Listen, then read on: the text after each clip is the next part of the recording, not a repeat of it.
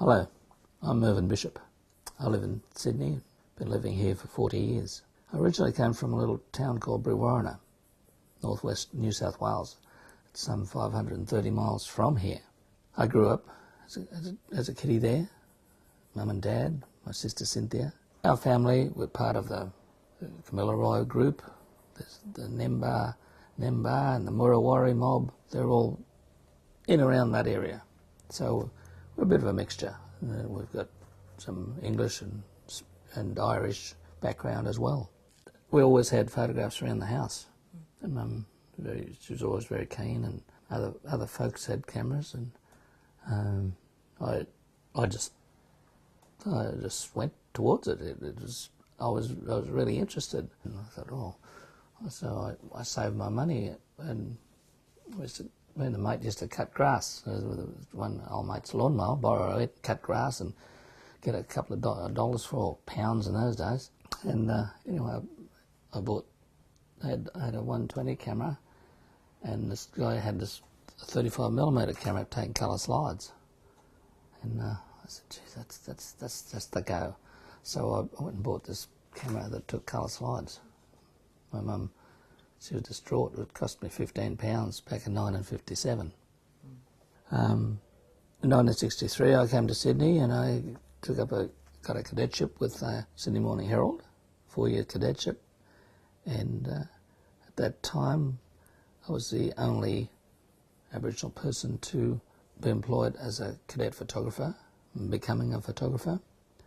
And to my knowledge, I don't know if there's anybody else that has ever done it. So I was like the one and only, the Lone Ranger. A friend of mine was a sub-editor on the Sydney Morning Herald. He knew that I was interested in photography, and he'd seen some of my work, and he said, they're doing interviews for cadet photographers at the Sydney Morning Herald, and he's going to put your name down and have a go. I said, okay. So I got an interview, and another week later they offered me a cadetship. So that was 1963. In those days, there weren't a lot of young Aboriginal folk working in jobs in Sydney, let alone working as a cadet photographer for a major newspaper in Australia. I don't think there was nobody that I knew of that were involved. It was pretty unique. At that time, Aboriginal people didn't have the vote. That didn't come until about 1967. So I was kind of under the protection of the Aborigines Welfare Board. So if something happened dramatically, I could be removed and taken back to my hometown by the Aborigines Welfare Board, and they used the police to do that. But it was kind of tough. You learn how to develop film, process prints, make prints, and then they sent you out on sort of minor jobs and progressed as you went along. So you kind of get trained on the job. You trained yourself. Sometimes you'd get a bit of help from some of the senior guys if you were about to go out and do a certain assignment. And I'd ask, well, how do I go about this, or what's the best, easier way to do things? And they'd advise you. And even some of the photographers from the other newspapers, they'd see you and say, oh, who's this? And they say, Merv Bishop, blah, blah. Oh, glad to meet you. Rather than do the same picture at a job, we'd say, well, I want to do this type of photo, and the other chap would say, well, I'd like to do another version of it, so as not to sort of take the same photo for the Daily Telegraph or the Sydney Morning Herald, so we used to work together like that. Sometimes you couldn't avoid taking the same photo. You just took the pictures, but you tried to use something a bit different. 1970, I won News Photographer of the Year, Australian News Photographer of the Year. I was a graded photographer, but I didn't get an upgrade because why not? And I thought, well, someone said, oh, you hit a glass ceiling, Merv.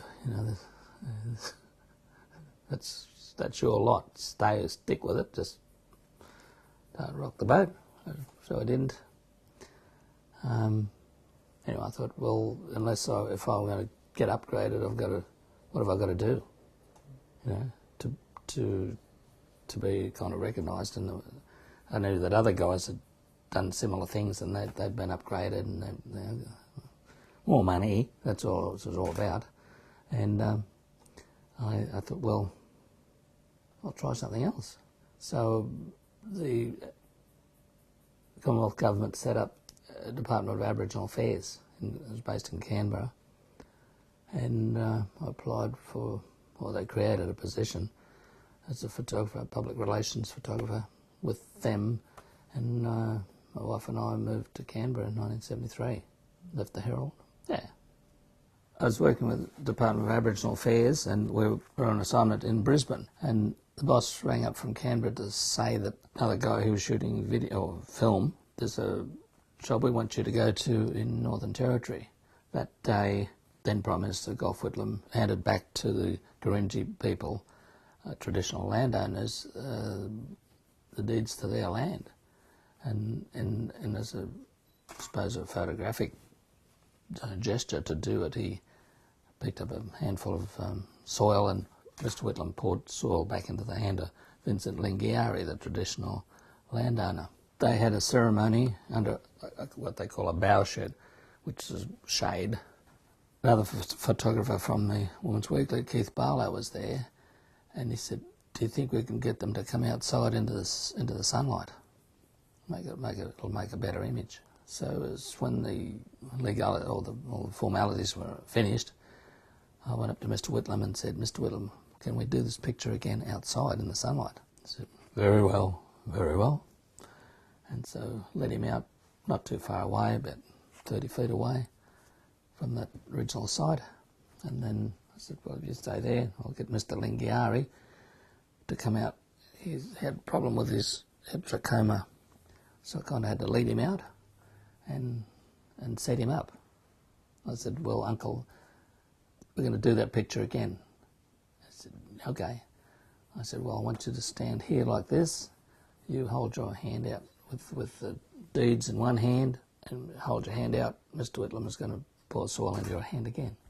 Mr Whitlam sort of moved around. I said, "That's it." So we had the blue sky behind. So I sort of, okay, I got pictures that I wanted, and then Keith shot his pictures, and these other folks took their pictures. I think working in newspapers, that you know how to sort of encourage people, push them into getting pictures that you want, rather than just, "Oh, that'll do, click." So you got to kind of create it a bit more, and that's what I did. So it's become quite an iconic picture in the scheme of things of Aboriginal affairs. That image is all over the place. Pretty good. Yeah, pretty good.